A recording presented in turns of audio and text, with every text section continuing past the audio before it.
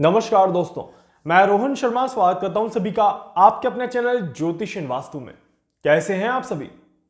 आज हम यहां पर बात करने वाले हैं एक बहुत ही ज्यादा इंपॉर्टेंट टॉपिक के बारे में। आज हम यहां पर बात करने वाले हैं कोरोना वायरस के बारे में। वापस डरा रहा है कोरोना और आप सभी डेफिनेटली डर भी रहे हैं। भारत में केसेस की संख्या बढ़ते हुए नजर आ रही है और इसकी वजह से हमारे मन में काफी ज्यादा बुरे बुरे ख्याल आते हुए नजर आ रहे हैं कि कोरोना वापस क्या करेगा, ग्रहों की चाल यहां पर क्या कहती है, किस तरह से ग्रह यहां पर अपनी कैलकुलेशंस दिखाते हैं, उसे मैं यहां पर आपके सामने एक्सप्लेन करने की कोशिश करूंगा। उम्मीद करता हूं मेरी बात आप ध्यान से समझेंगे और साथ ही साथ अपने आप को पूरी तरह से रिलैक्स रखने की कोशिश जरूर करेंगे। थोड़ा सा पीछे चलते हैं। पहले तो जुलाई अगस्त के आसपास अगर आप देखेंगे तो वहां पर निपाह वायरस के बारे में काफी ज्यादा बातचीत हो रही थी और बहुत ज्यादा डर लग रहा था कि निपाह वायरस कहीं ना कहीं फैलेगा, कहीं ना कहीं परेशान करेगा और बहुत ज्यादा पैनिक सिचुएशन थी। बट उस समय भी ग्रहों की गणनाओं को करके एक वीडियो मैंने आप सभी के सामने बोला था और इसमें कहा था कि निपाह वायरस से भी लॉकडाउन नहीं लगेगा और परेशानियां नहीं आएंगी।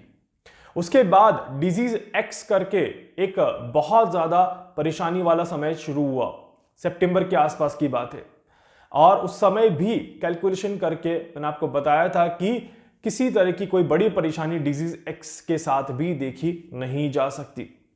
वहीं पर एक चीज मैंने और कही थी कि कोरोना के नए वेरिएंट जरूर आएंगे और कोरोना के नए वेरिएंट की वजह से थोड़ी सी परेशानी देश और दुनिया में जरूर देखने को मिलेगी। और 3 दिसंबर 2023 ये वो दिन था जब कोरोना के नए वेरिएंट ने दस्तक दी और कोरोना के नए वेरिएंट के साथ ही जब मैंने प्राइमरी कैलकुलेशंस करी थी तब मैं बहुत ज्यादा श्योर था कि इस वेरिएंट से ज्यादा परेशानी नहीं आएगी। बट अब जिस तरह से परिस्थितियां यहां पर देखने को मिल रही है, मैंने एक बार फिर से कैलकुलेशन करी है और इसको मैं और ज्यादा डिटेल के साथ आपको एक्सप्लेन करने की कोशिश कर रहा हूं। सबसे पहली चीज, जब नए साल में हम प्रवेश कर रहे हैं, 2023 को छोड़ करके 2024 में हम जाने की कोशिश कर रहे हैं, तो यहीं पर नंबर 7 2023 नंबर 7 से लेकर के 2024 नंबर 8 पर हम ट्रांजिट कर रहे हैं। नंबर 7 जो है वो केतु का नंबर है और नंबर 8 जो है वो शनि का नंबर है।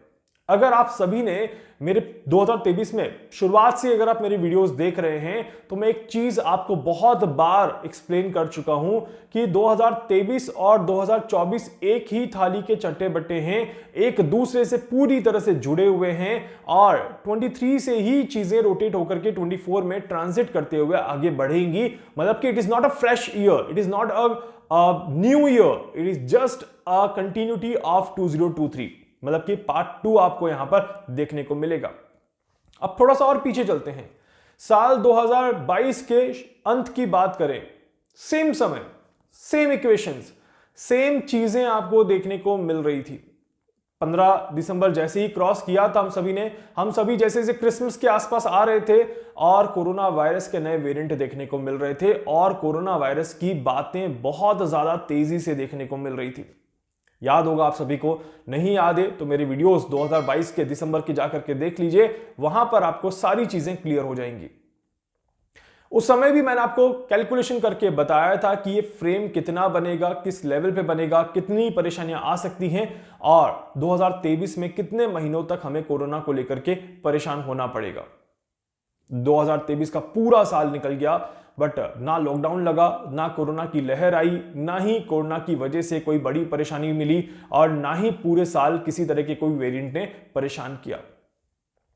वापस दिसंबर का महीना और दिसंबर का महीना नए वेरिएंट के साथ यहां पर दस्तक देता है। ग्रहों की चाल कितनी ज्यादा अद्भुत कैलकुलेशन के साथ यहां पर काम कर रही है।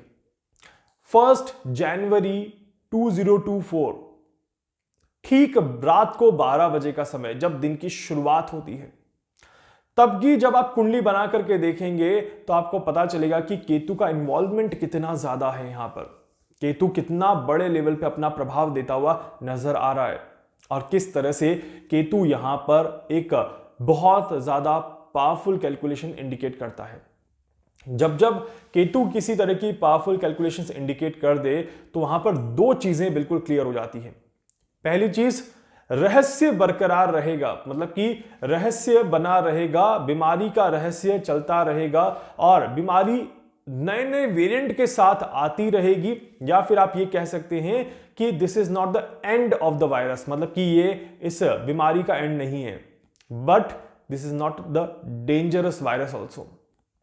बहुत अच्छी बात यह है कि जब 2020 की जब हमने कुंडली देखी और जब हम उसको कंपेयर करते हैं 2024 की कुंडली के साथ, तो बहुत क्लियर शब्दों में यहां पर दिखाई देता है कि 2020 की कुंडली ज्यादा खतरनाक थी, ज्यादा खराब थी। इस वजह से उस साल में हमें परेशानियां ज्यादा देखने को मिली।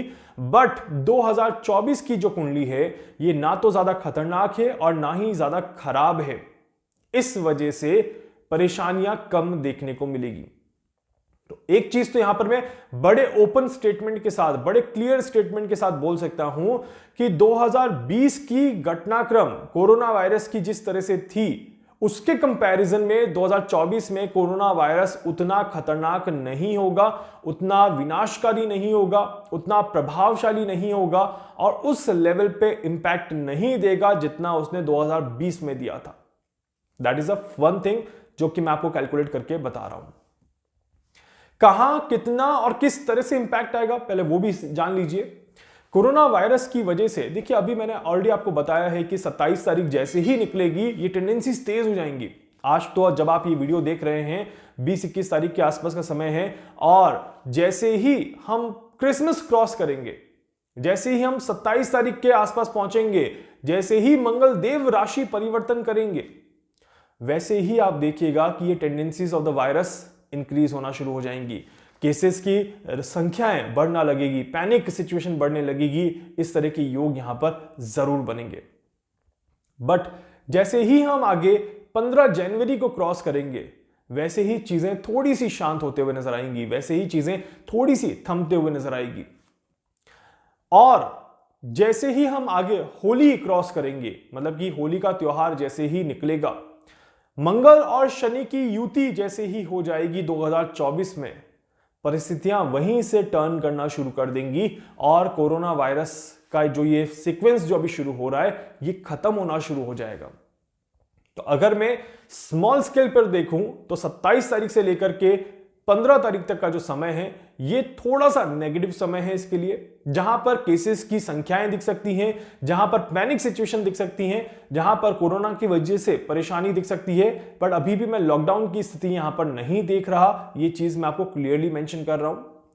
अगर मैं थोड़ा सा ब्रॉड स्केल पर देखूं तो मुझे लगता है कि 2-2.5 महीने 2024 के, जब तक कि होली ना निकल जाए या जब तक कि शनि और मंगल का कंजक्शन पूरी तरह से बंद करके बिखर ना जाए, तब तक कहीं ना कहीं थोड़ा सा केतु का प्रभाव बना रहेगा और केतु कहीं ना कहीं अपने आप को थोड़ा सा पावरफुल सिचुएशन में लाता हुआ नजर आएगा। इस तरह के योग यहां पर बनते हैं।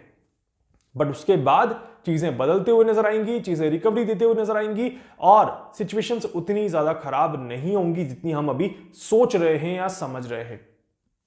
दूसरी इंपॉर्टेंट चीज, कोरोना वायरस का प्रभाव इस बार का जो ये नया वेरिएंट आया है, जब मैंने इसकी कैलकुलेशन एस्ट्रोलॉजिकली चेक करने की कोशिश करी, देखिए मैं साइंटिफिक तो नहीं चेक कर सकता, कोई प्रोसेस नहीं है मेरे पास, बट मैं ग्रहों की चाल से जरूर चेक कर सकता हूं और मैं ग्रहों की चाल से ये जरूर कह सकता हूं कि ये जो सीक्वेंस यहां पर आया है, ये जो वेरिएंट यहां पर आया है, ये डेडली वेरिएंट में काउंट नहीं होगा। मतलब कि ये वेरिएंट बहुत ज्यादा डेडली डेथ को लेकर के नहीं आ रहा, ये बात भी यहां पर क्लियरली दिखाई देती है।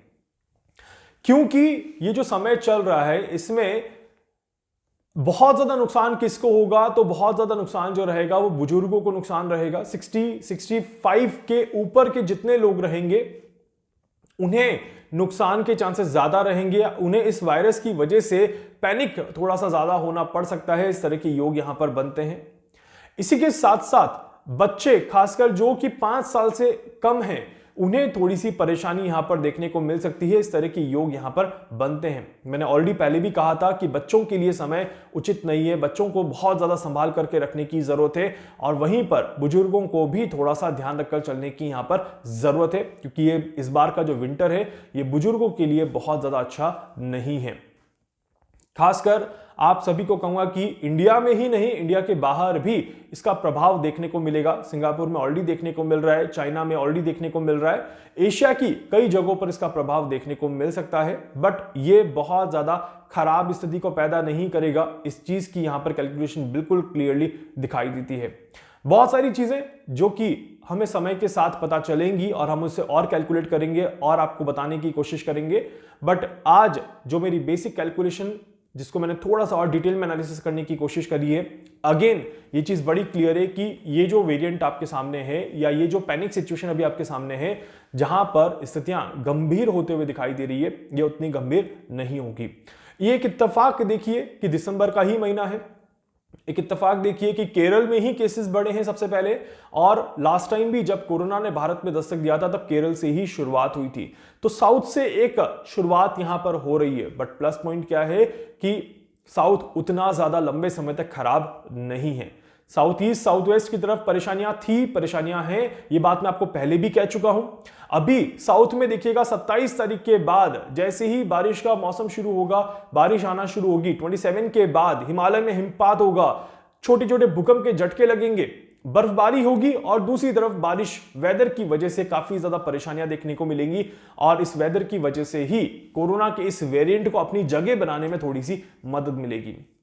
बट मुझे फिर भी लगता है कि बहुत ज्यादा लंबे समय तक ये परेशानियां नहीं है, और ना ही लंबे समय तक कोरोना का ये वेरिएंट हमारे बीच में रह पाएगा। एक और महत्वपूर्ण चीज यहां पर मैं आपको बता देता हूं, इसको नोट कर लीजिएगा प्लीज, क्योंकि ये बहुत ज्यादा जरूरी चीज है। जिस तरह का ग्रहों का कैलकुलेशन मेरे सामने आ रहा है, अगर यहां पर किसी भी यंग पर्सन को, जैसे 30s, 40s या 50s को भी अगर मैं बोलूं, किसी भी यंग पर्सन को अगर कोरोना के इस वेरिएंट से कोई भी परेशानी होती है, मतलब कि आपको अगर कोरोना होता है, तो एक बात दिमाग में रखिएगा, बहुत ज्यादा मेडिसिन पे डिपेंड मत होइएगा।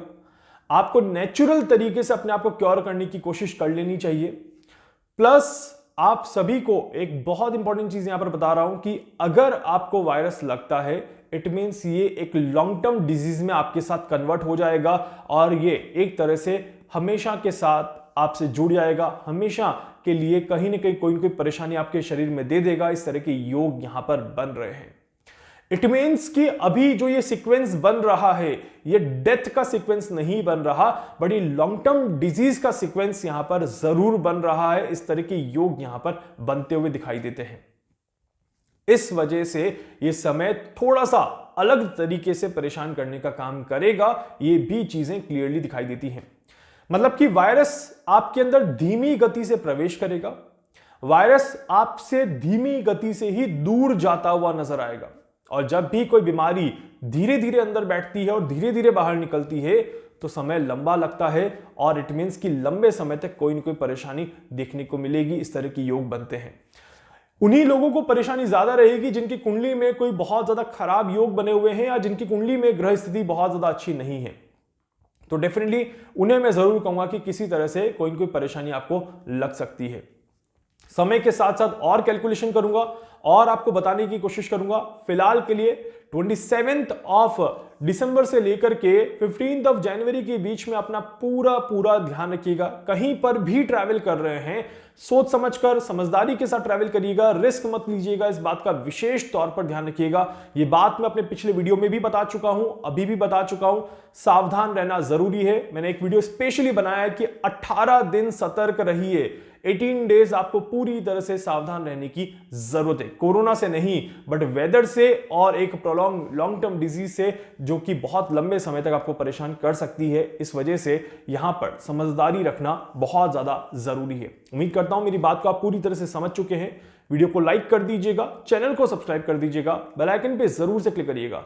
कुछ पूछना चाहते हैं, जानना चाहते हैं, अपने बारे में कुछ भी समझना चाहते हैं, आप मुझसे संपर्क कर सकते हैं। मैं पूरी कोशिश करूंगा आप सभी की हर संभव मदद यहां पर कर सकूं। धन्यवाद।